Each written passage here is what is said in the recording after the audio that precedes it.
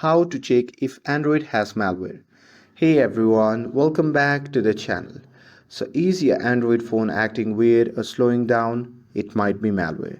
And in this video, I'll show you 2 easy ways to scan your phone for viruses or harmful apps.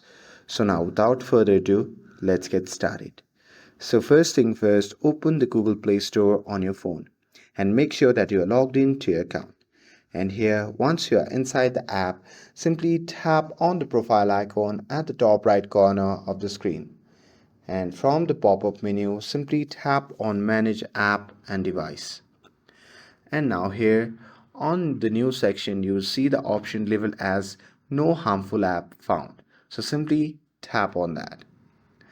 And from here, you simply have to tap on Scan, and this will check all installed apps for any signs of malware or suspicious activity. And if there is no threat found, that's a great news. Your device is likely clean. And with this, if you found this video helpful, then don't forget to like, share, and subscribe to get updated for more videos. Thanks for watching, and I'll see you in the next video.